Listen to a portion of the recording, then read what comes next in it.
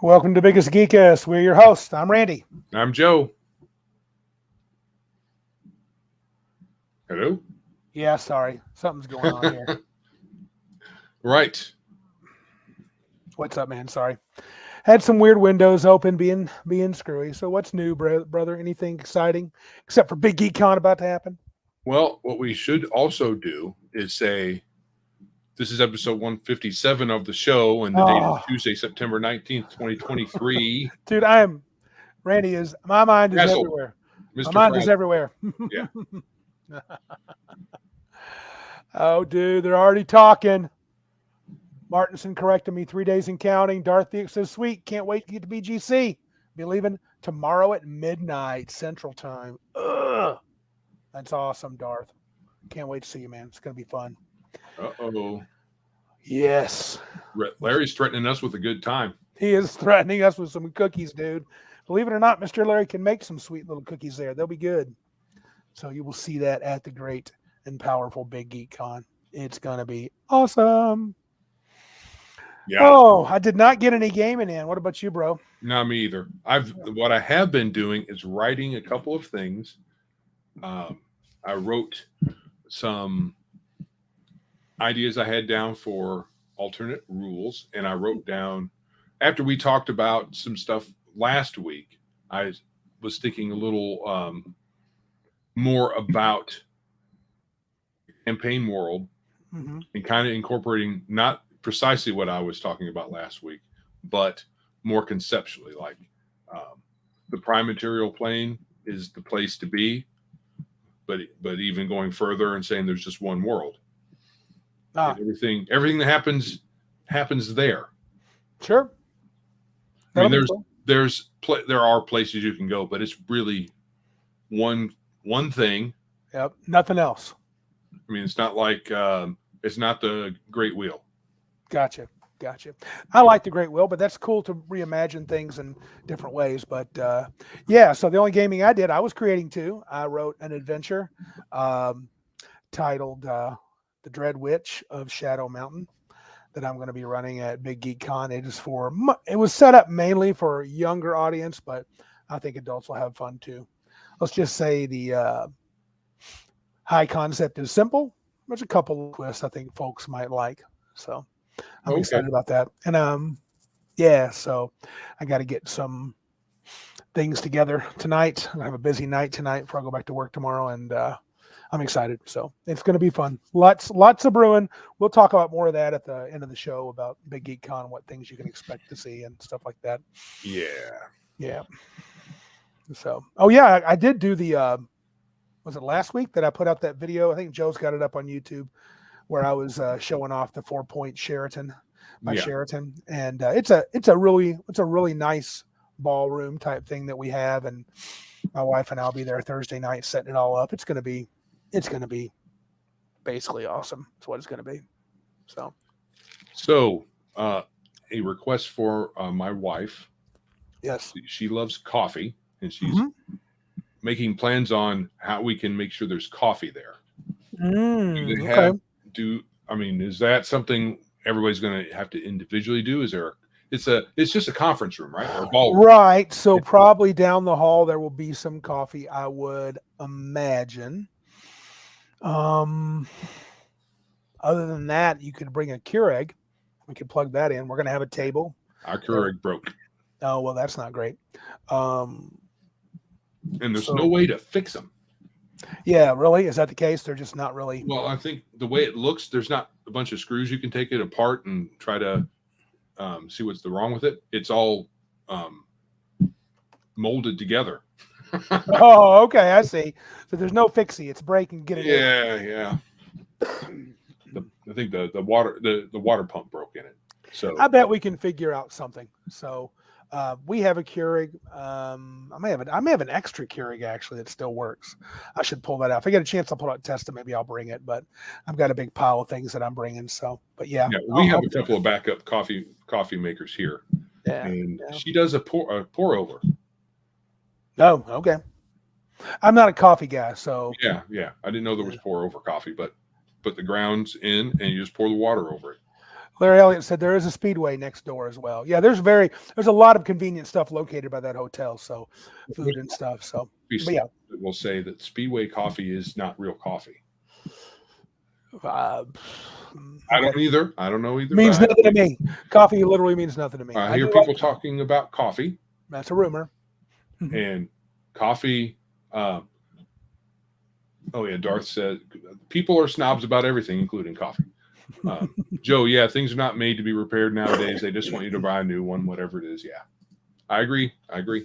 Yeah, but yeah, when I was writing my adventure, the witch adventure, or detailing it, I had worked it out a couple weeks ago.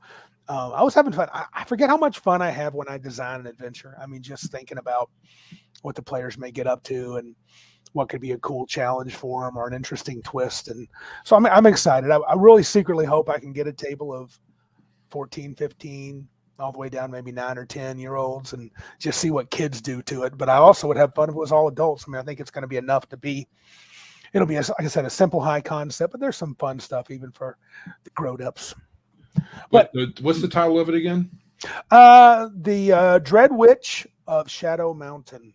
That reminds me of there's an old Disney show, Witch Mountain. There was something called Witch Mountain. That's actually where I got the good call. Return to Witch Mountain. That's exactly where I got the title. As far as I know, it has nothing to do with the movies. I haven't seen them in dozens and dozens and dozens of years. So yeah, that's exactly where I got it. Return to Witch Mountain. Intellectually distinct from the Disney show of a similar name. Yes. Arnman says he has the basic mentality of a 9-year-old on a good day, so he'll be great for that adventure. Yeah. So, but I'm Escape from Witch Mountain, says Martinson. That was another one. Yeah, but I didn't do any other. Escape and then Return. Yeah, Escape is the first one, and then Return is the second one. Just a lot of get ready, plan, and got some last minute stuff today and tomorrow, and hopefully we'll be rocking and rolling. But anyway, good deal. Other than that, did you get the game at all this week? No. Nah. Just like we said, just more theory crafting. Sure. All right. Well, why don't we just jump into the topic today? Okay. And this is what I would call a revisit. We have done a discussion of handling PC death, and I wanted to revisit it because I wanted to know if Joe's opinion and my opinion have changed at all, matured since the last time we talked about it. I believe it was episode 7 that we talked about PC death. I thought we did something more recent than that. Maybe, but I did a quick check. I was looking at it. I was like, I know we did something on this, and this is where I had. I think maybe it was 17. I don't know, but it was pretty far back. It wasn't like in the last year or two. Okay. So, but it does seem like it. We talked about that a lot, though. Yeah. To be fair, so and I think this is kind of a. It's kind of a silly question. I'm going to ask it, though. I know for me and Joe, I'm pretty sure the answer is still the same. For some gamers, some of the ones that shall remain nameless that we'll make fun of, I'm already biased in the question. Should death be on the table at all? Of course. Mean, if you're telling a good story, you don't want the major characters, the lead heroes, to die, do you? What did you say? If you're telling a really cool story, this is a role-playing game, right? Don't need no story around here. I mean, if you're playing some dumb game, Story dog. If you're playing some dumb game like Fate, then yeah.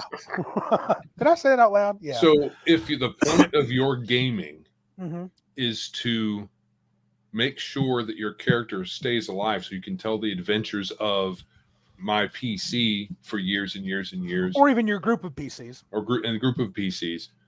Well, no, but then what are you really doing? Right. It's like it's just story time. But my thing is this too. When I think about it, I really just forget whether it's an RPG and kind of let go some of that. I just wouldn't be interested. Honestly, if death is not on the table, I'm mostly not interested. Right. Because then there's so there's no actual risk. There's no actual death or pain or anything, but there's an illusion that you can buy into. Yeah. Or not, if you want to be weak sauce. Right. And carry around your character in bubble wrap all the time. Right. But right. So I don't I just think that there's no problem with that. I know there's trauma people have when you talk about certain things, but Yeah. L says you must have consent to kill a PC at a con. Well, not ours. I'm assuming everybody's giving me consent because I'll kill whoever gets 0 hit points. So Attendance I don't know at what to Big tell Geek you. Con is implied consent. Correct. What's up, lady? Shaking bacon. He's in the house. But yeah, so I mean that's kind of silly. How about this? Can death happen randomly Yeah. or at only at a significant scene? Well, I don't think it matters either way. Mm-hmm. Randomness is part of the game. We roll I agree. dice. If you're going to say we're going to roll the dice, unless the PC dies or unless it ruins the momentum of things or whatever. Yep. You know, some people like to fudge the dice because of the story. I know. And Yeah.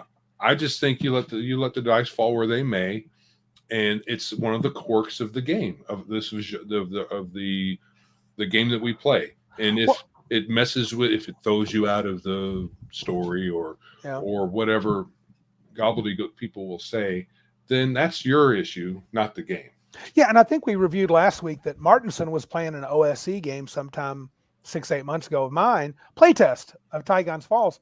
Homie died, first encounter on the road, snakes, bitten, dead, save or die. Right. I mean, he literally didn't get to swing his sweet sword. We did some planning, right? We did some planning. We talked. We said we're going to do it this way. Blah blah blah. It's not like we just jumped in there. No, we did all this planning, and then his character gets killed. So that's the way it happens. It's part of the game. Our man asked for some clarity. Random as opposed to planning to kill a particular character that session. No, though that's not a bad way to. I mean, I could see why you would take it that way. I mean, random as in like Martinson. He had a fighter, poisonous snake bit him. Very first encounter of the campaign. He didn't get to roll a single die. He failed his poison save, dead. That's random. Versus, try to put some, little mittens on. Welcome, Charlotte. What's up? And Charlotte Williams. I think she's over on Dungeon Diversity a lot. It's good to see her.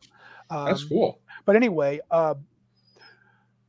so Martinson's character died. When he got bit by snakes right off the bat, never got to do anything. I'll keep saying that till I finally stop. and then versus, well, I'm going to make sure that I don't kill these characters unless we're at a very significant scene till they fight the big ogre king. You know, kid gloves all the way through. It'd be a shame if he never got a chance to use a character ability at all. Yeah, that would be so that horrible. kind of excuse. Yeah. Or this adventure is supposed to take you from level 2 to 3. I want to make sure he gets there before I kill him. Right. So yeah, that's kind of it. And I know some people do it not with, and they don't think of it as such namby-pamby sauce. Their thought is, I want to make the story worthwhile. Yeah. Patrick Demo, what's he asking? My only concern with death in games is that if you're an unlucky bastard, you're no longer playing the game. Then you have to sit there for hours while everyone else is having fun. Oh, he's leading right into the next question. What if your character dies mid-session, which Martinson did? Make a new one. Yeah, that's all you can do. And if it takes, have some ready.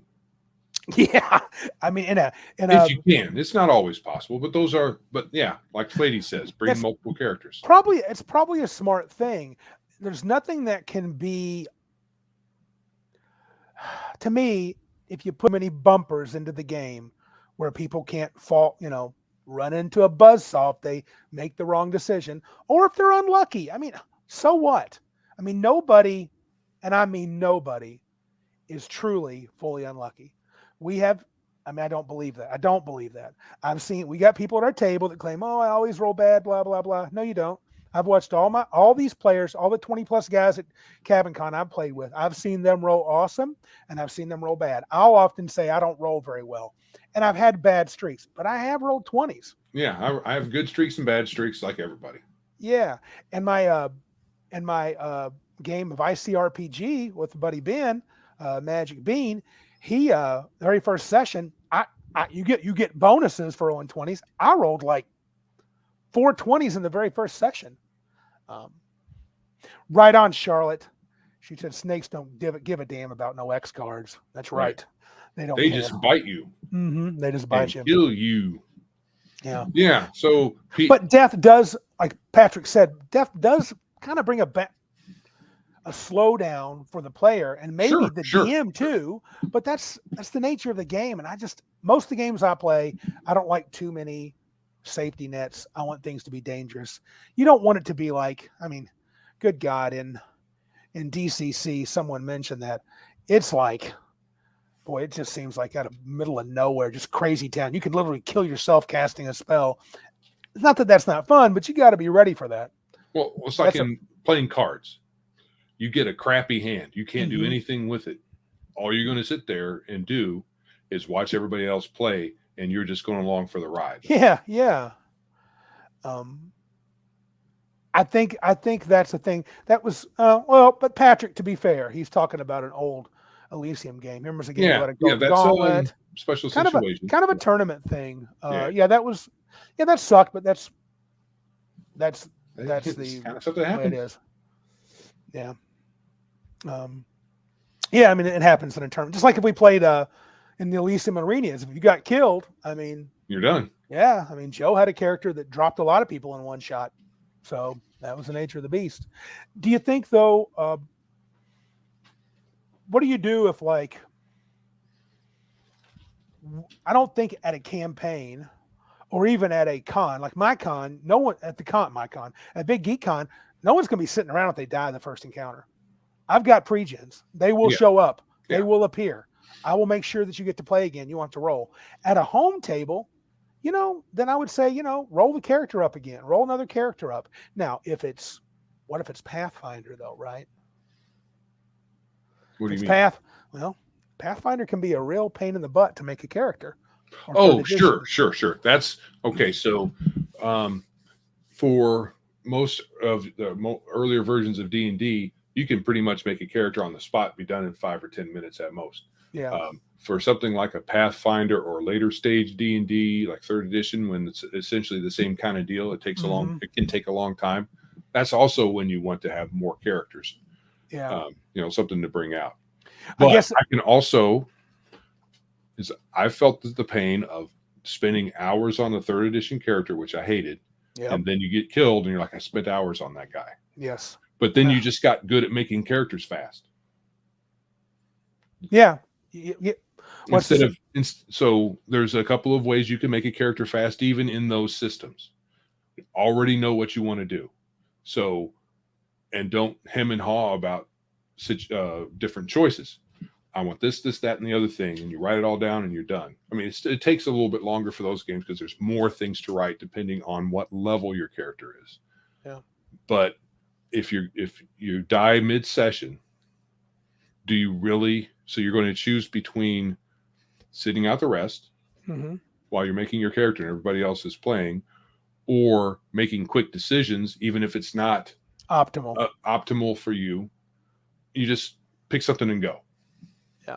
And Elle says con play is very different from normal. Yeah, for sure. No doubt. I mean, I'm not going to have extra characters for my players at the table when I'm running my own campaign. You need to be ready. Jay Terrell, our buddy Terrell, he's supposed to be there, right, bud? You're going to be at Big Geek Con. Character death is just part of the game. More people need to get good with the idea, especially some of the younger generation people. Yeah, they have a hard time. It's part of the scene. Oh, Martin's has got a classic. He's got a classic response. Change the name and boom, new character. Yeah. Yeah, I mean, especially if you're running with 4 or 5 players and somebody's playing a cleric, someone's playing a thief, someone's playing a wizard, someone's playing a fighter, and you're the extra fighter, I'll just be a fighter again. So, what the heck? I guess for me, I don't see the problem for an experienced player. Joe seems to be having some trouble. For an inexperienced player, what's he doing? Okay, those that are listening to this on podcast won't know, but Joe is screwing around with his chair. What's Flaty saying here? It's part of a role playing, builds muscle memory, and teaches you to critique your character's general skills. Did you die because your character was poorly written, role played poorly, or short straw? Yeah, that's a good question. Types of deaths. I think Flady leads me right into this next one.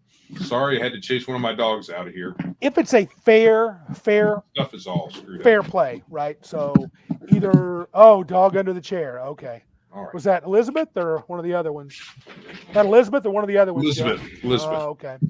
Yeah, because she's going to look out the back window, and then as soon as she sees something she doesn't like, she's going to start barking, and she barks pretty loud. Yeah. Hey, long shot, what's up? Flady had just mentioned that it kind of helps you to build muscle memory and ask yourself why you died. I'll put it up there again so Joe can see it now that he's looking. Did you die because your character was poorly written, maybe designed, role played poorly, or got the short straw? My thought was, now that brings us to the idea of death. Is there, if your death was fair, meaning you don't feel like the DM was like picking on you, you didn't get hosed because the dragon kept attacking Joe's wizard, even though he was down to 1 hit point and crying in a corner and everybody else was hitting him with long swords. If it's fair, then how do you get mad about that? How does that, and that's part of the game, right? Yeah. I mean, I've not played a game, D&D or otherwise, where combat wasn't a big part of it. And if you're going to go into Mortal Kombat, that says it in the name. You could die. Right. So now we're not telling you how you should think about this. Yes, we're telling you what we think. Right. I mean, we kind of are in a way to telling you to get over being sad about your characters dying. Yeah. But it's still your character you're playing. You do what you want, but it'll be a lot better on you if you buck up, little camper. Embrace the Reaper. Well, and that's what makes. Let's be fair. I joke a lot with narrative and story. That can make really cool stories. Right. Especially you're like, this is going to kill my character. I know it is, but I'm going to do it anyway. Josh, like I played 7 fighters, all first level. I just changed their name. I got 1 attack in 7 different characters. They all died by snake poison. I mean, it's a cool story. Right. And you could even make up a neat little thing in background where they're all brothers or something like that. Exactly. What was that show, Gamers? Or the Bard, the Night of 1,000 Bards, or whatever it was. Yeah. I don't know what it was. Yeah. What if it's the other, though? What if the other shoe drops? If you have a DM that's targeting characters and being a dick bag, you just need to get into a different table. Just screw it. Don't even bring. I think you should. I mean, you could. I would bring it up. You could do that. I think you would be more. I mean, if you like the guy, you should let him know, right? You ain't gotta. You just say, "Look, dude." I'm thinking though, if you're all pals, you're not there. He's probably not going to be that way, unless that's the way he DMs, and then you can say, "Dude, that sucks. I'm not. We'll hang out and stuff, but when you're DMing, count me out." Yeah. I mean, just because you know each other doesn't mean some of these niceties that we do. If someone's being unfair, you don't really owe them anything. No, you don't. You do not. And you can say, "See ya." Don't want to be ya. It can appear that they're doing that, and they may not be. Or so you could say, "Hey, dude, why are you picking on me all the time?" They're like, "Oh, I didn't realize I was doing that." That could happen. Dude, I've done that. Our buddy Greg T. one time back in Pathfinder, I was running. We were at the table, Rise of the Rune Lords, and dude, I don't know what it was, but I just got laser focused on his paladin, and my stone shots. Oh crit! And then it was like, and he's down. I'm going to swing again, even though he's down. And he's like, "Dude, I'm down. Why are you smashing me again?" And okay, well, you could hide behind the thing that players do all the time. What's that? It's what I would do. Well, I mean, yeah, it might be for some enemies that's what they would do. You're down. I'm gonna make sure they're dead, so I'm gonna stick my sword in their head to be sure. I mean, some folks might do that, especially if they're not, under any pressure at the moment. Sure. But I digress. Yeah. So. But fair versus unfair. If you got a guy that's consistently unfair, you need to ask yourself if you want to play with that dude. Yes. L asked kind of a funny question, but it is interesting. Maybe the GM killed your character because he doesn't want to play doesn't want you to play in his game anymore. That's possible. Yeah. But I'm not. Is. I'm not likely to do that. I'm not the DM that's going to be like, what's that called? Passive aggressive. Right. I tend to be more aggressive. Right. I don't want you playing my game. Why? Because you're being a dick and nobody likes you. Get lost. Right. Or if I do like him, like, look, your style is, you're more like Joe. You need to be more namby-pamby narrative story like me. And we're playing Fate. I've already kicked Joe out, so later. There you go. Let's see here. What about this? What about even though we kind of beat it, what about the Dark Sun solution from 2nd edition? You have a stable of characters like you have a stable of gladiators. That seems to me a great solution just in general. Yeah. I mean, there's a million ways to do it. You can just have a bunch of characters that you bring with you all the time in case. You can have retainers. You can those are probably your two things. Just have a bunch of characters, or if your DM allows it, which this guy doesn't, retainers that you can just switch over. No use for retainers. They get in my way of killing. I just mentioned a use. So what use? Dying for you? PCs in case. No.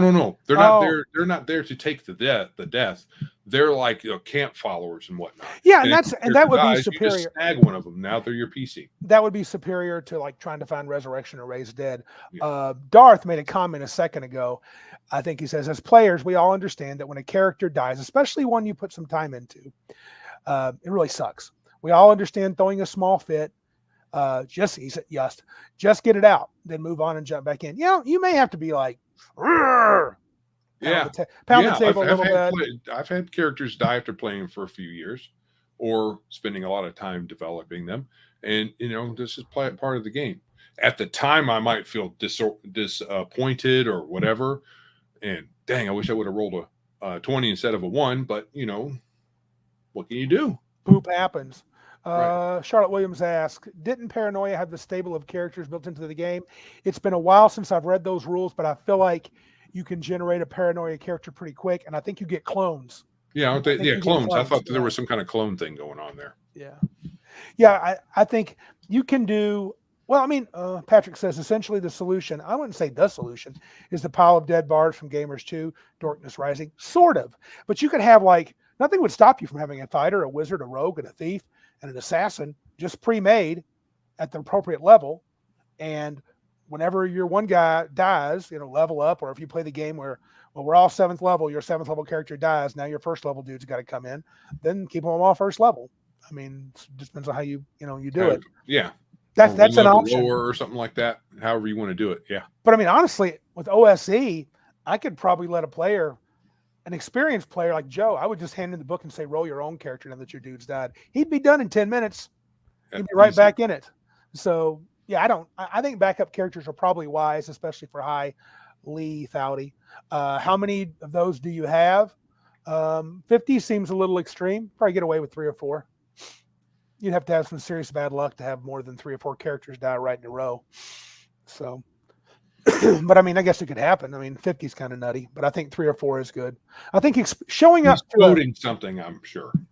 Well, I mean, showing up to a game, most fantasy games makes me think death is on the table. And when I say that, I mean, it could happen. Bad luck, run into the wrong thing, make a bad decision. Right. You got to live with it, dude. And depending on the way the table runs and everybody's disposition, you might have a high mortality rate at the table, especially at low level. Oh, DCC can have that even without the funnel. So yeah, and with our D20 games, once you start getting a few levels under your belt, you've got other solutions. Yeah. Which Randy doesn't like any of them. What's other solutions?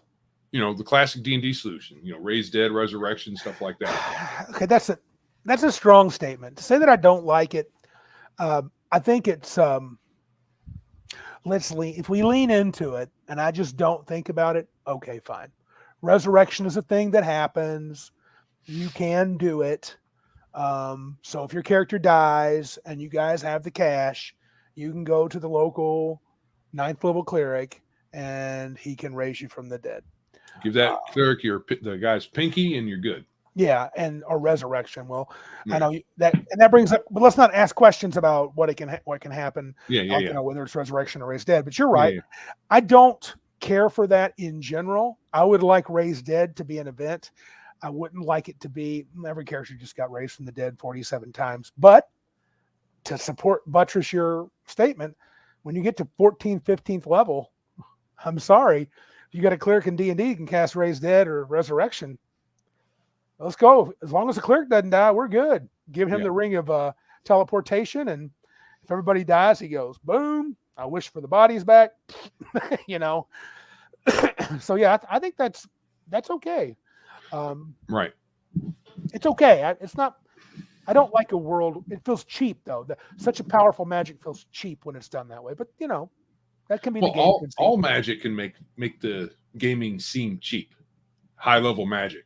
I just walk in here, I fireball the whole room, and everybody's dead. That can seem cheap. I agree. Fair enough. All that stuff can. It's just a pick your poison kind of thing. Yeah, And yeah. it's not I for think so. everybody. I think if I'm going to run a game of D&D, I'm probably gonna, if it's not my own rules, I'm probably just gonna let whatever resurrection they have happen. Um, uh, this is true. Darth is right. He says bringing PCs back from the dead can be done, but it's not an easy thing in my games. To be honest, I don't remember any PC being brought back from the dead in any game I have ran. My epically high level 3rd edition Seven Spheres game, we had resurrections all over the place, but kind of had to. I mean, the game was super deadly. Like I said, it's a pick your poison thing. Yeah. A lot of DMs don't like it. I don't know. I understand that on some level, it kind of breaks your verisimilitude bone a little bit. Mm-hmm. However, it can also maintain continuity. So, all of you story guys, once a PC gets knocked out, the story changes, which is fine with me. But a lot of people, it's difficult for them, or it's better if the story has better continuity. So, Raising Dead can do that. Yeah. You can always have some caveats or favors and different things that are repercussions of being raised from the dead.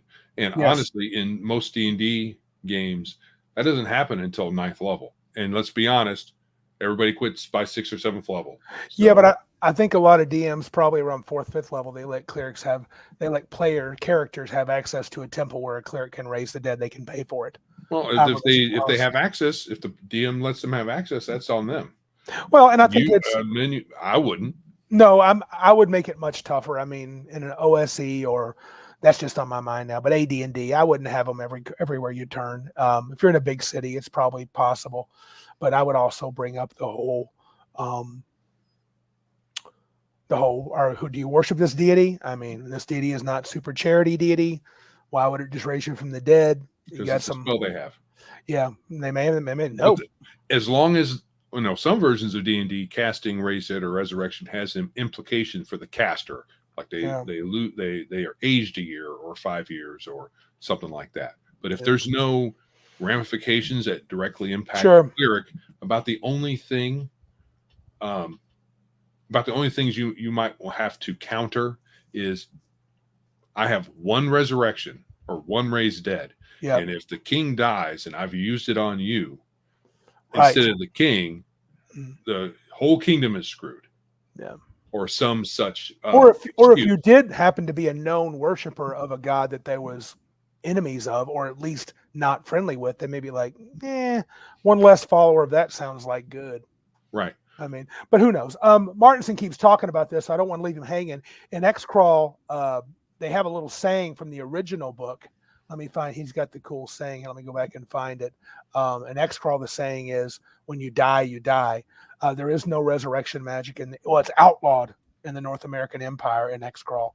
So yeah, you don't have that as an option.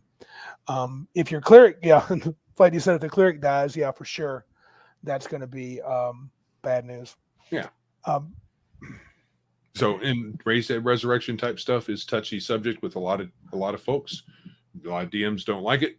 A lot of players don't either. So it all depends on your. I think where I'm at now, honestly, I think I'm fine to use it.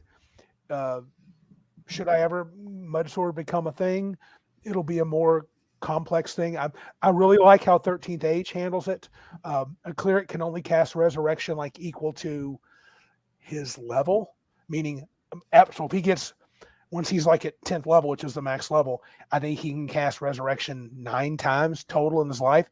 The last time he cast it, though, the 9th time or 10th time, whatever it is, he dies and he can't be brought back. I think if I was going to make a new game, I would have something for if you're right there and you get to them right away that round or the next round, during the combat, and you're able to, bring him back right then, that's one thing. But if it's much more than that, then it would be more like it's involved the soul's gone off to where it needs to go, and you have to pull more strings. Yeah, and Elle brings up Dragonlance. No cleric, no raised dead. Yeah, in the original Dragonlance, there were no clerics, so there was no raising of the dead. Couldn't Gold Moon staff do that when she was starting to bring that power back? Could she do that with her staff? I don't remember the early story. I can't remember it very well. I wasn't a fan. Yeah, me neither. I think that what other settings in D&D, and then we'll move on to other genres. What other settings in D&D? So Dragonlance Limited, Raising Dead. Were there others? I think Athos, Dark Sun, you could do it. Birthright, you could do it. Greyhawk. I'd have to look at those. No, I'm just running through in my head. I don't know if anybody in the chat remembers another D&D, official D&D setting where Resurrection had some kind of restriction on it. Dragonlance is the big one. Yeah. And like I said, I do like the idea of a cleric being limited by their own level, and that they can only do it so many times in their life. I've always thought it would be awesome to have an NPC cleric who's high level and you guys are 3rd or 4th level in a 13th Age style, and he's real old. He suffered from all the resurrections he's cast throughout his life, and one of your guys dies and you don't even know him, and he says, yeah, I'll raise him from the dead. Doesn't tell you anything, and he casts it, and then he says something really cool like, make this count, and then he dies in front of you. Oh, I mean, that would be cool to maybe like motivate the characters. Like, we got to do the cool thing. We got to make him especially proud. if it was a religion that was unknown. Yeah, especially and if you didn't even know the guy, but he just out of the kindness of his heart, which is more than kindness, he's sacrificing his life. That's a religious almost type. That's true. Well, makes sense. Clerics, religious sort of experience, right? That would be pretty cool. I can't think of any other ways in D&D. What about?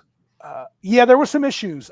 John said, didn't Planescape give clerics issues? Yeah, if they were in different planes, they would have some penalties as to there was caster level penalties. So if you're like so many levels, so many planes are removed on the wheel from your deity, you would lose levels. Especially back in 2nd edition, there was all kinds of different caveats for being so far removed from your home plane, and different planes disallow different spells. And I'm with Charlotte Williams. She said, I feel like Ravenloft and Planescape had some issues with Resurrection. Planescapes was a level-based thing, too far from your home plane, your deity's home plane if you're out in the outer planes. Ravenloft, I'm not really sure. I think it feels like something funky was going on in the domains of Dread. Yeah. I'd be surprised if a lot of the cleric magic like that was disallowed, because it would kind of conflict with it being dreadful that, well, I'll just go to the cleric and I'll be fine. Yeah. Or what if when you cast Raise Dead, it's necromancy, and in the domain of Dread, maybe you have a side effect, because they had spells that if you cast, you would get side effects in there because the powers. It wasn't always necromancy, was it? No, but I'm saying there was changed. Yeah. Right. I mean, well, on top of my head, I don't know what version of D&D says it is now, but Raise Dead feels like it should have been necromancy. Was there a healing domain back in the early days? No, it was the healing spells were conjuration. Oh, okay. At one point. Oh, I forget. Okay, maybe I'm thinking third edition. At some point, they flipped around necromancy and back and forth. I never liked healing being necromancy. I always thought that was stupid. But that's just me. Yeah. Ravenloft says Ravenloft didn't take in clerics. I think it did. Well, if you're a PC cleric, I think you could be taken into Ravenloft, but there's Elle's probably remembering something. I don't know. It's been too long. I should look at my Ravenloft stuff. It wouldn't be that dreadful if the cleric could still do all the cleric things all the time, turn undead and everything. It really wouldn't be as bad. Bruce, welcome, buddy. Lombardo of Dick's Division says, I never saw Resurrection being cast in the Domains of Dread. We raised one guy, but he became a DM NPC, and it was detrimental to our party. Yeah. Yeah. Ellis saying he thinks the mist turned them into undead. Could be. I don't really know. So. Yeah, I don't know anything much about that. Randy had that. It was scary. I didn't like it. No, yeah. Well, Ravenloft's got a lot of screw you stuff. Yeah. You know, I do enjoy that. If you like extremely gritty hopelessness, which is pretty much what the Domains of Dread is trying to engender, kind of a hopelessness. That's what I got out of it. Yeah. And to me, I'm fine with PC death, but not the hopeless. We're all going to die. Well, you feel like even if you win, it's going to be at a cost. I know my cousin JR and you both were haters of that part. Bruce Lombardo, look, he's making up this time, making up this week for some of his advanced bestiary comments. In modern games, you can add the Dread template to resurrected or raised characters that are added to the DM NPC pool. Use the advanced bestiary to do this right mechanically. Right on, baby. Yeah. What about death outside of fantasy games? I think I won't look it up, but Flady mentioned a character of his dying in Rifts. Rifts is kind of the Gonzo everything goes. I looked up Rifts. Yeah, and in it says once you've lost all your hit points, you cannot be saved.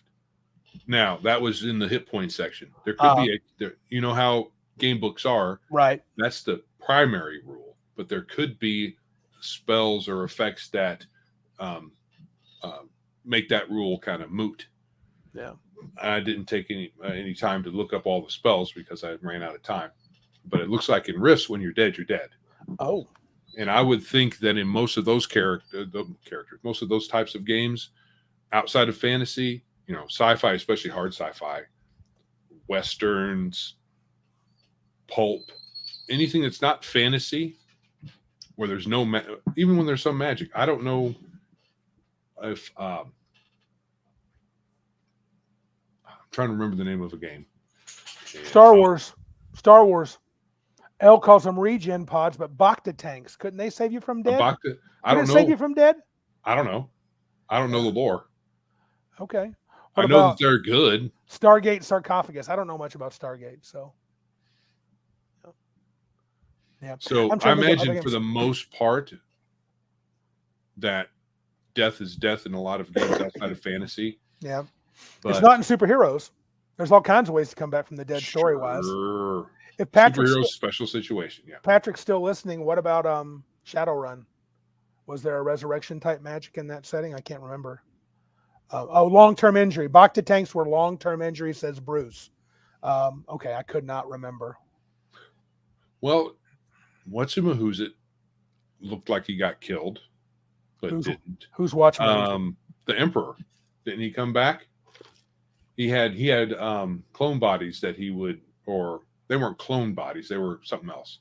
But he was able to send his essence back to, in a comic, he sent it back to that planet Biss, but in the newest movies, which were dumb beyond belief, I think he just came back because they wanted him to. Oh, okay. But I don't know. Patrick chimes in, nope.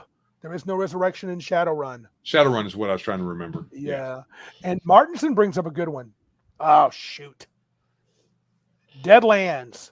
You can come back as a harrowed character. In the Deadlands realm, in the Wild West, there's the Reckoners. There's these demonic forces that are trying to come into the Wild West. And they will sometimes send what they call a Manitou, a demon, into the body of a dead person. And you come back, it resurrects you, but you're fighting this demon the whole time. That's got a lot of flavor. The Harrow's a really cool character, and they're totally bad as crap. They're awesome characters. Very powerful. Patrick clarifies, there is a resuscitation spell, but that only saves you from death the same way modern medicine would. All right. Cool. Right. So emergency medicine. So in our age, someone can look dead, but then come back depending on what interventions you use. So I suppose that's probably part of why I don't I don't mind resurrection. Dar says Bacta tanks will save you only if you have some life in you, and Palpatine transferred into clones.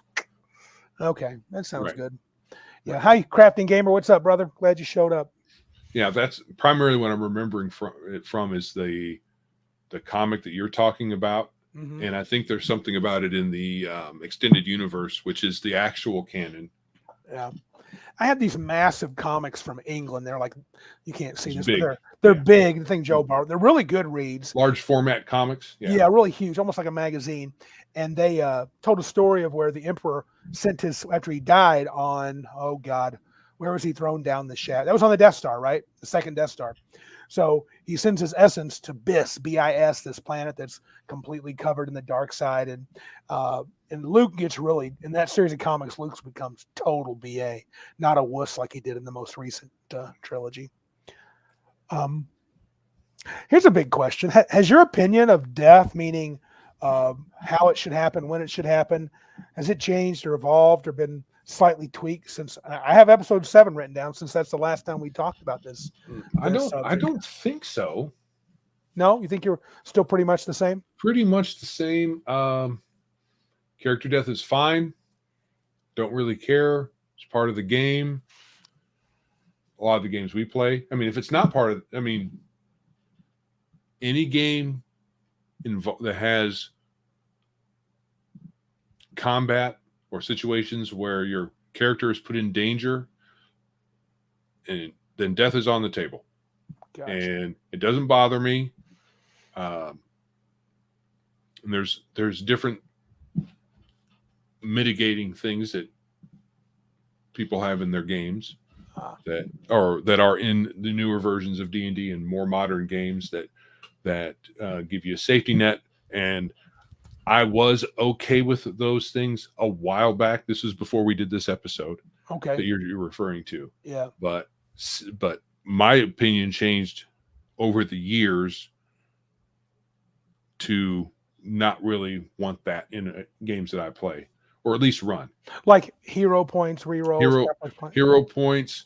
I mean, those kind of things are fine, but if they're always, or if they are capable of bringing you back from the dead, yeah, or I guess if they like the changing the narrative type things, yes, but affecting gameplay as well, yeah, I'm not so big on those. No, it just seems kind of cheesy. Welcome, Green Apple. He showed up for a minute. He's working and listening, but he answered the question. He goes, I think someone mentioned the sarcophagi from Stargate SG-1. He says, if he's remembering right, they can bring you back if you died very recently. And I think a few people confirmed. Tonka Todd confirmed that was true. Well, even Star Trek, they, depending on what set of Star Trek movies you've seen, yeah, and they've resurrected characters. I mean, Spock got resurrected in the original series. The Genesis project where he goes on the planet, yeah. That's kind of resurrected. His body was regenerated or whatever, and then his mind got put in it. This is probably heresy, but whether that was, I thought that was a very cool science fiction-y way to do that. Right. Actually, I mean, whether it's possible, I'm sure it's not possible, but even conceptually, physics-wise, I don't think it would be reasonable to think so. And what about when, the Genesis machine, Bruce? Yeah. That was in Star Trek 2 and 3. Yeah, and 3. Yeah, that's what brought little. You got to watch the little Spocky grow in about 15 seconds. Yeah, reincarnated from his corpse, sort of. Yeah, he started out as a baby, but his brain was all messed up. Yeah. I guess for me, I think my opinion has become a lot more. It's evolved, but it's become more rigid. I've always been, but I'm sort of two minds. It sounds weird. So I like the idea of death being mostly permanent. When you die, you're down. But if you're going to allow resurrection, okay. To me, if we're going to have resurrection, then really as a DM, I'm really going to take the kid gloves off. Take the kid I gloves mean, off. I'm bringing I it think every that's time you turn why around. So that's why I don't have a problem with high level magic. Is because you, as the DM, have that on your side as well. So right, we're throwing it at each other, yeah, and it's one way fun. or another. What about mechanics? Do you have any mechanics that you're particularly fond of, or like death mechanics, either in a particular game that you think, oh, that's really cool? The simpler, the better. So for me, I would say negative hit point total. So Oh, and just once you hit that total, you're done. As an alternate, you could say when you hit 0 or lower, because if you being able to get a character precisely at 0 from a from an attack or whatever is rare. You don't see that a lot. You usually see you get whittled down to um, low hit points, single digits, and then you go way negative. right. But the alternate to that is you get the first time you get hit to below 0 or below, Hmm. you're at 0, and then you tick down a little bit. Right. But preferably just negative con or negative some number that you figure out and you Hmm. know in advance, so you know when it happens.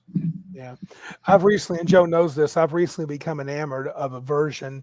I'm sure it's not my idea. I know I've heard it from other people, where if you go to 0, or I would say below 0, I would say 0 is completely unconscious. You can be saved. Would be my preference. But if you get knocked below 0, we will not track your negative hit points. You are dying actively, and I would roll a D3, 1 to 3 rounds behind the screen. I like the idea that the players do not know it. It's a secret.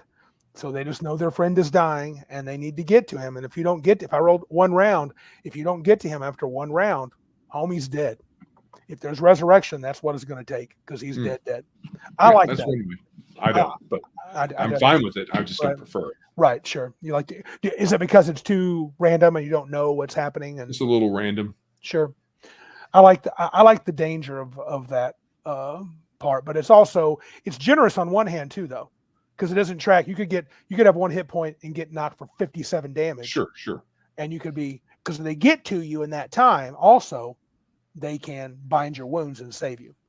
I'm Um, fine with getting obliterated to death, and there's nothing anybody can do. yeah, and I think I would like to add something like that, like a massive hit point thing. That could be the one drawback because you Hmm. could be at 1 hit point and get 9,000 damage. You go, oh look, they just healed me, take me up. So yeah, Right. that might So be a I'm drawback sitting to at one that. hit point. I'm not really worried because no matter how hard they hit me, I'm only going to Yeah, be unconscious, and yeah. then yeah. I think Especially if you have some kind of effect in there that the player can use. yeah, you could modify and track it only because tracking negative hit points to me seems unnecessary. But you could do this. You could say, well, that happens. So if you get hit below 0, you're gonna got a chance to be saved.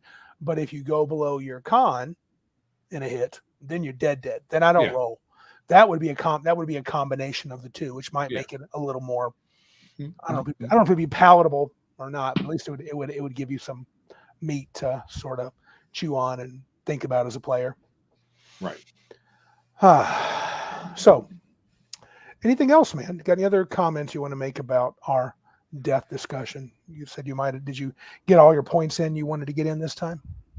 I believe so.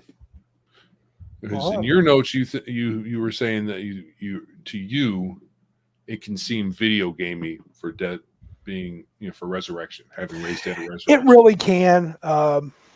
Just click on this and you're back.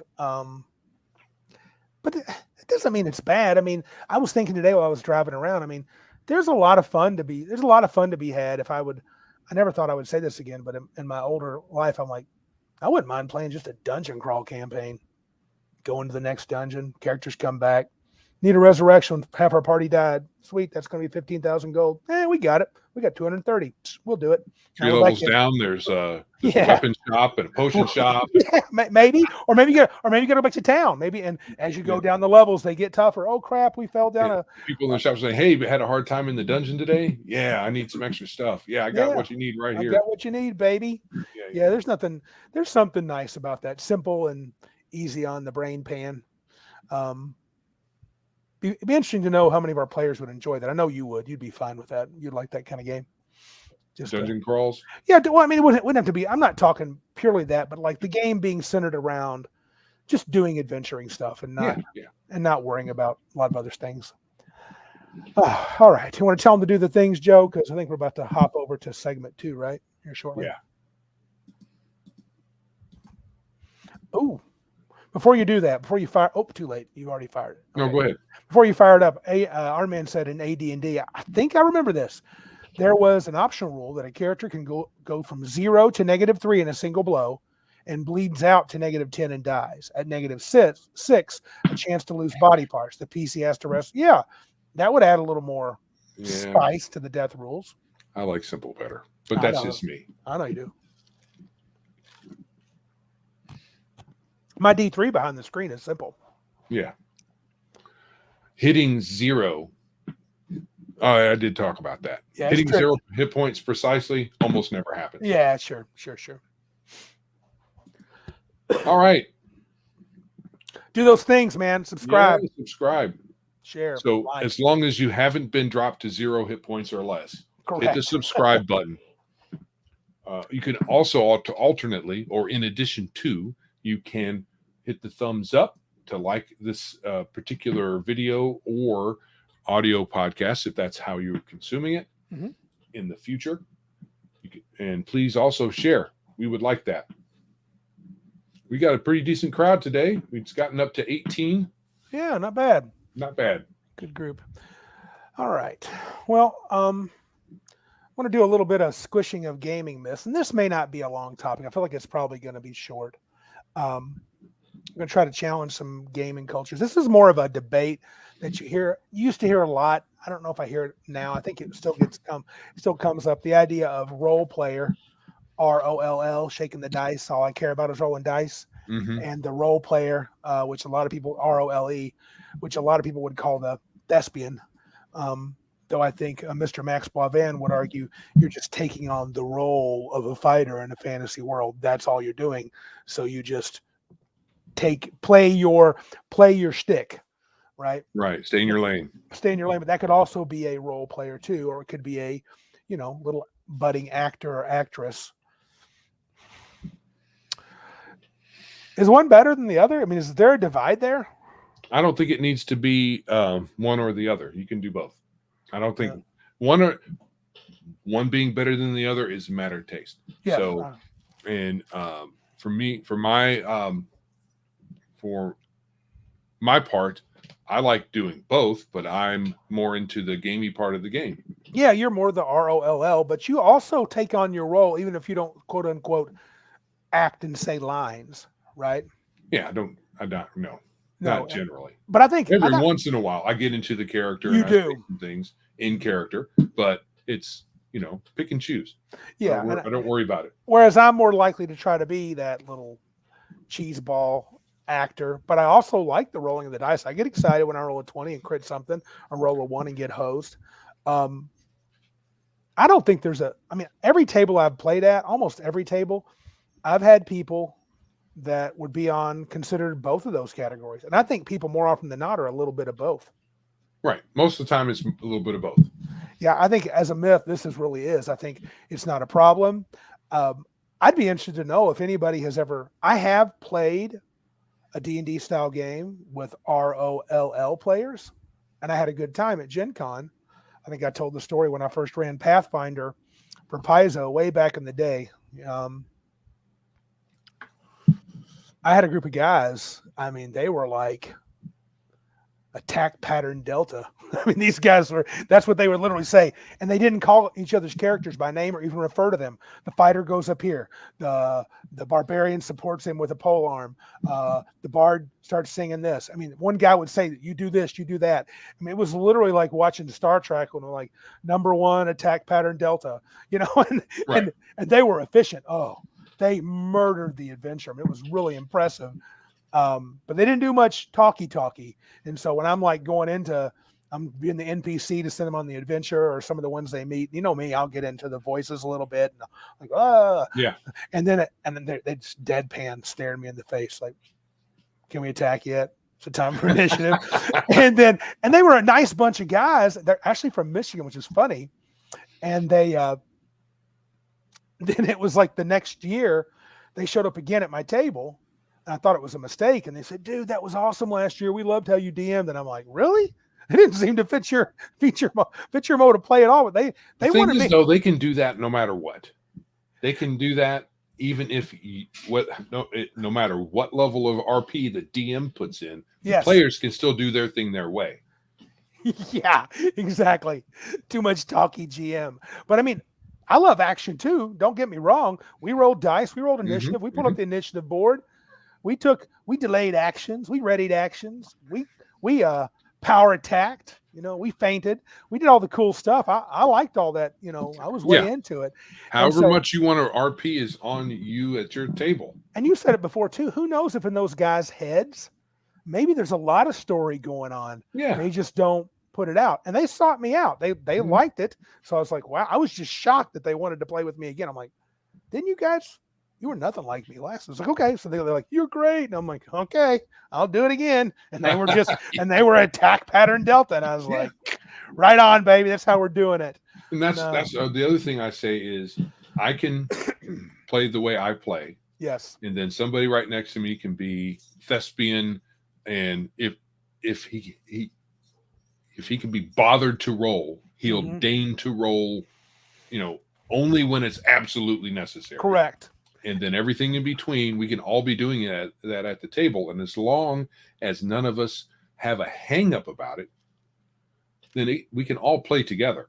We don't need to. I don't worry about how much you RP unless you're soliloquizing all the time. Or I'm talking to the second barkeep in the second bar and talking about how his daughter's going to school. Wow, she's grown up. I've been a year or two since I've seen her. She's doing this. And like, Randy, good God, we're supposed to go to the Vampire's Keep. Let's go.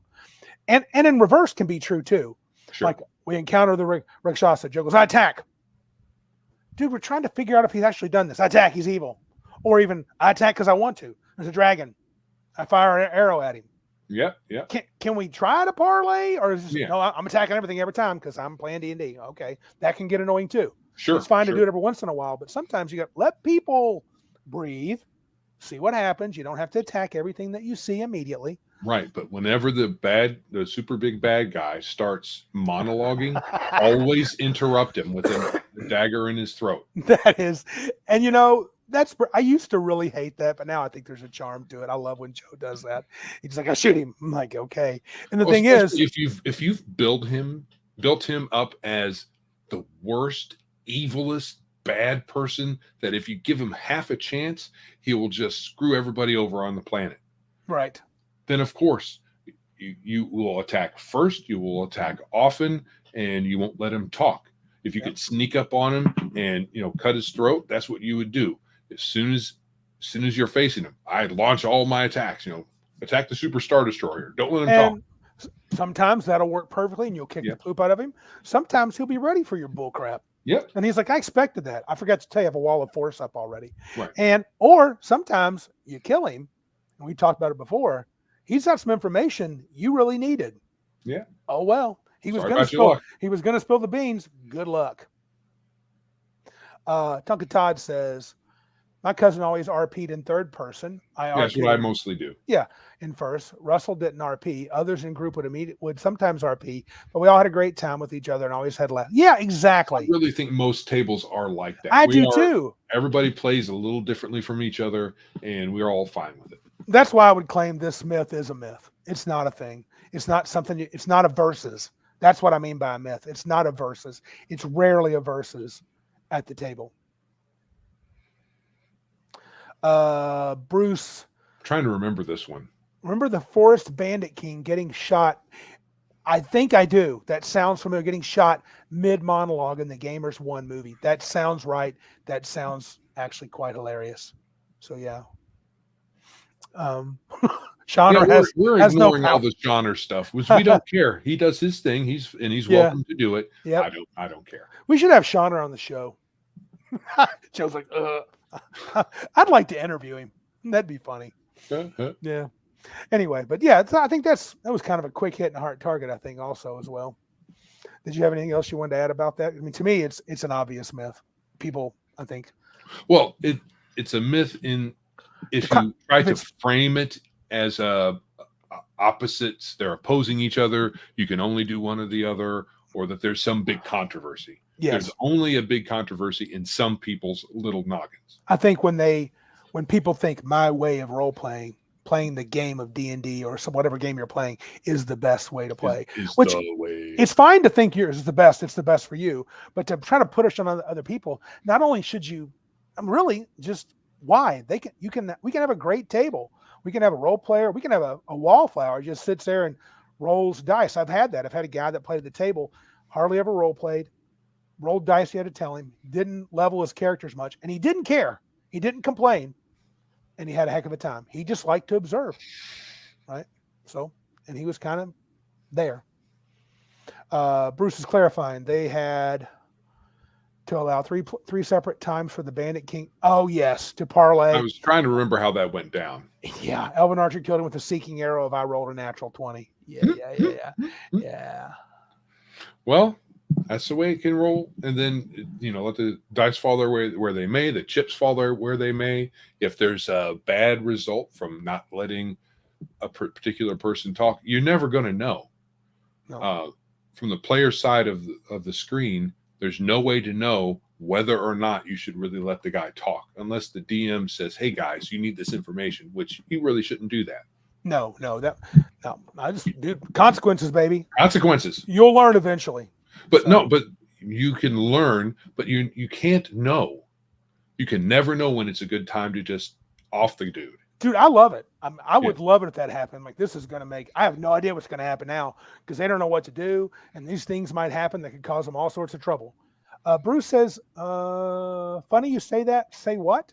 Talking to me, Shikaka. I just put up at 7:59:20 of our table on Saturdays.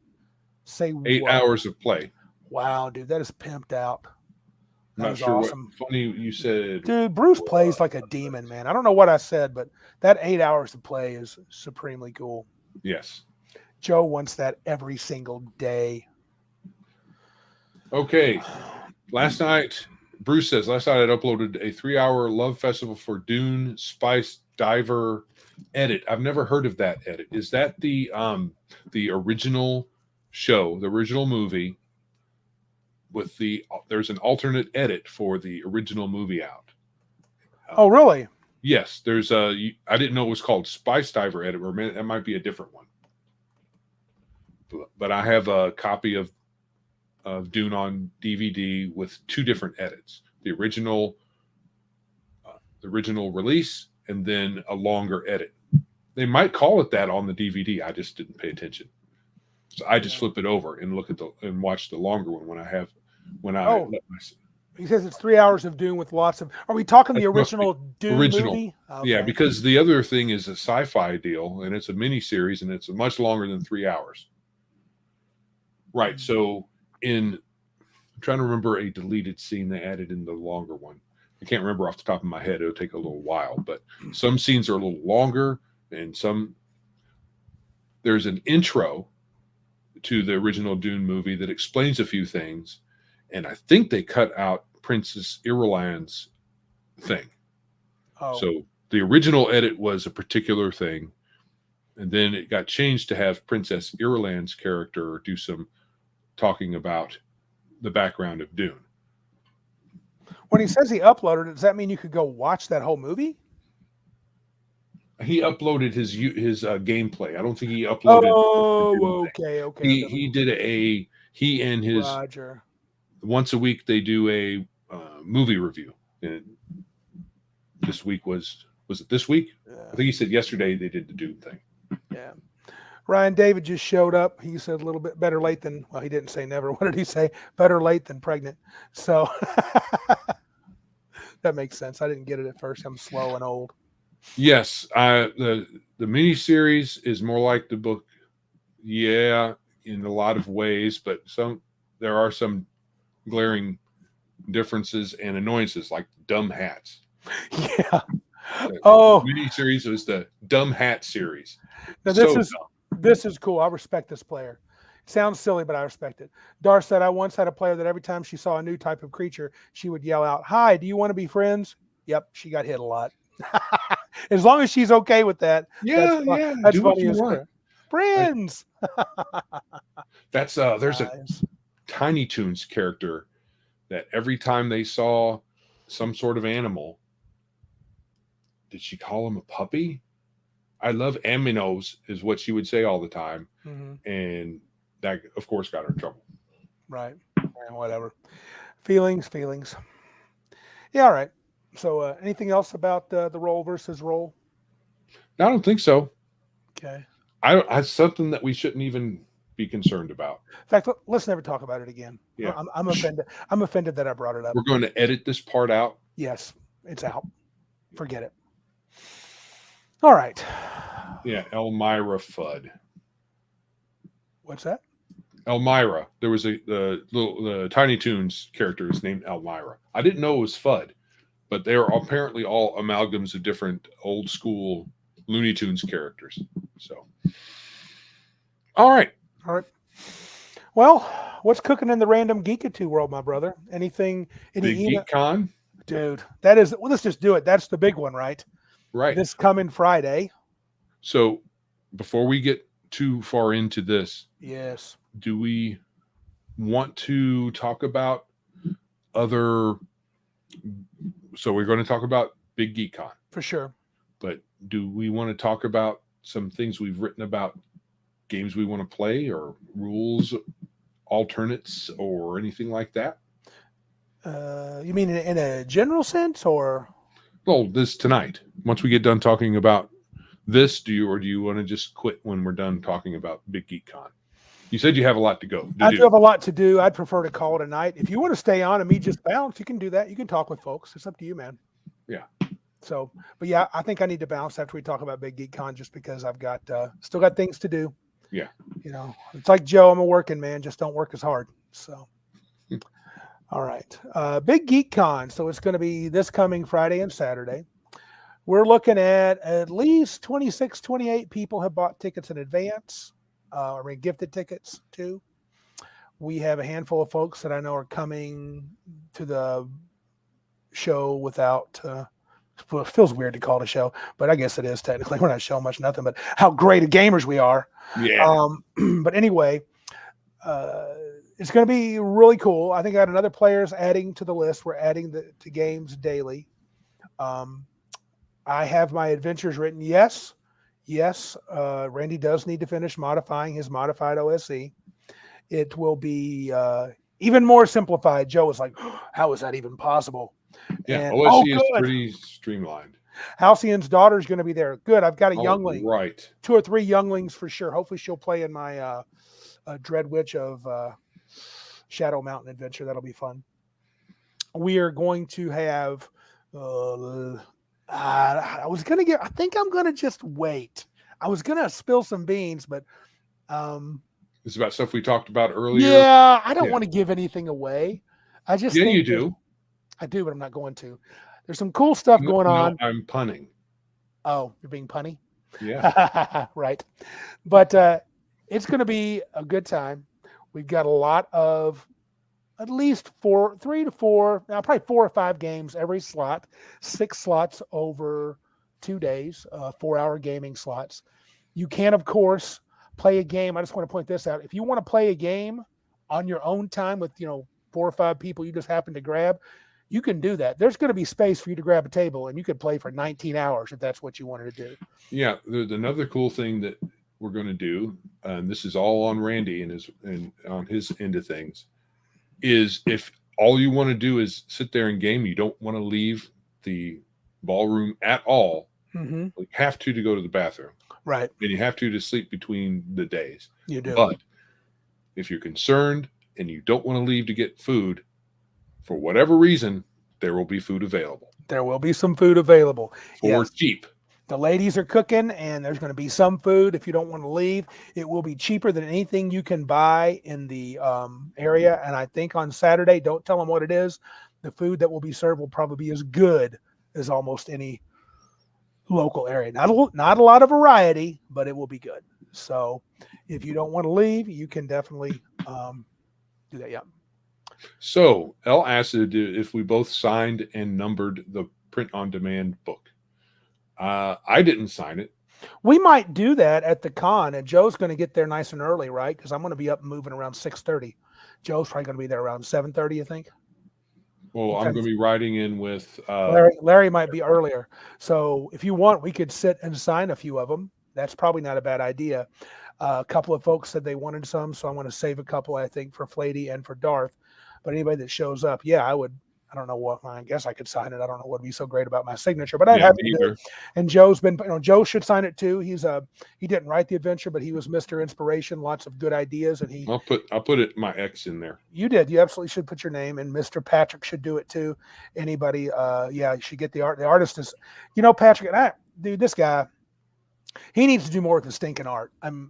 I get that art's subjective, but I'm very happy with that book. Yeah, very happy. I like the art that's there. He really impressed me with one scene I couldn't believe, just from a description, paragraph or two. He nailed exactly what I wanted, so it was really cool. So, yeah, I should probably, I will sign some stuff if people want me to, but I'm a nobody, but I do appreciate people buying the adventure and giving it a try. I think, yep. What, we'll have to talk about that. So I don't know. Yeah. In time for it to start. 4:30 a.m. so he can feel like it's a work day. Because he'll have to go back and get my wife after that because she won't get out. Yeah. There will be a Magic the Gathering tournament hosted by our very own Darth, and it could be pretty involved. So the Saturday afternoon slot might have a lot of people playing Magic. So we'll see what the role-playing game tables look like. I'm not a Magic guy. No offense to Darth, I just don't play it. But I will absolutely be running a couple of games. I may have to do more moving around doing stuff, but I hope to run at least 3, if not 4 games over the con. Yeah, I think 7 will probably do it. That'll get us there a little before everything starts, so I can put my worthless signature in the very nice adventure. Oh, yeah, I believe the Horde Wars guys, I got a text midstream today from the Horde Wars guys. I really need to get back to him. Dar says he would like them signed also from the Horde Wars people. I think they're going to have some physical copies. Those dudes are super cool. Definitely get them to sign your book. Definitely play the game. They are fun. I'm going to try to get in one of their games. Both DM Blackwall and Todd Lindy do a great job. Joe can confirm he's played games under both of them. And Horde Wars Basic is a fun game. Yeah. So it does all the things that you want to do at your game. Nothing's spared. I still want to tell more, but I'm not going to. I want the folks to show up. We'll have something to talk about next time. Hopefully pictures maybe on the website and maybe some more video. I hope me and Joe will get to do a little videoing over that weekend. Is it within the realm of possibility that if we did some videoing there, like on a Friday and Saturday, you could upload it almost immediately or not? Is that too much to hope for? We'll have to wait till I'll Sunday, have to figure. I'm not sure. It all depends. So it depends on what you're recording with and all that. Yeah. Because let's say you use your phone. There's not an easy way that I know of that you can just give it to me. The file. So right. I could just email it to you. Well, I got to do it through that stupid Dropbox stuff. So it won't be immediate. I'll have my computer. Yeah, I just wanted to get the people a chance to look at it. I think when we come back, we'll have a big report. That'll definitely be a segment next week, how it went, and Darth and Flady and others that show up and can give their 2 cents as to what we could do and what we could improve with. But we're really excited to meet everybody and play games and show them some of the surprises we're hoping for. The best way to do an immediate upload into YouTube, especially, is by the short that they have the YouTube Shorts. Okay. So you can use your phone with that. Okay. We'll have to figure out how you can do it because it's I have to give you credentials to do that. It's a dangerous thing. It's a dangerous thing. Give me credentials. I'll always be doing shorts. Yes. Look at me. I'm in my shorts. People don't want to see that. No. They don't want to see that. We'll have to take your credentials away. Yeah. Well, usually that happens anyway. Joe blocks me out, shuts me out. We'll have to cancel your internet service. Man, hardcore. Very hardcore. Joe is merciless. No, that won't happen. Next week canceled due to con crud. I refuse to get sick. 2 days. Yeah. Well, Come on, guys. some folks do. Eat Man. your vitamins. Eat your and veggies. a good, well, thick steak. Yes. Medium rare to rare. Yeah. All right. I think that's all I wanted to say. I was going to do bigger, but I don't want to give stuff away. I just want to surprise people. So, Yeah, that's cool. Yeah. And then we'll surprise everybody else next week who didn't get to attend with what we did. Yeah. How we dominated all life. Yeah. Excellent. All right. So if you'd like to support our show, please like, subscribe, and share us where you're listening or viewing the show. Oh, you didn't have any more Big Geek Land information, did you? Big Geek Emporium, any updates? I'm sorry. No. Okay. We're on the socials, video, and podcast places. If you want to pay us a little moolah, you can do that on PayPal, Streamlab, Ko-Fi, can't speak straight, and Patreon. Our website is www.biggestgeekispodcast.com, and the email is thegeeks@biggestgeekispodcast.com. And of course, always check out the cool free stuff and the not free stuff at biggeekemporium.com. What's Charlotte saying? Eat your vitamins, try not to shake. Oh, she's giving us some good motherly advice here. Eat your vitamins, try not to shake hands. Remember Brody's prank and Mallrats, and just say no. Oh, I'm shaking hands with everybody. I may even hug everybody. Watch out, dude. I'm a hugger. Joe knows it. He knows it. He loves it secretly. And I'm a ball puncher. I don't love that, but yeah. Anyway. No, so yeah. Shake hands or not. Up to you. It's up to you. My wife might even wear a mask. So if you want to wear a mask, go ahead, but not me. Not gonna do it. You're gonna get my drainage from me. Not gonna wear no sinus stuff.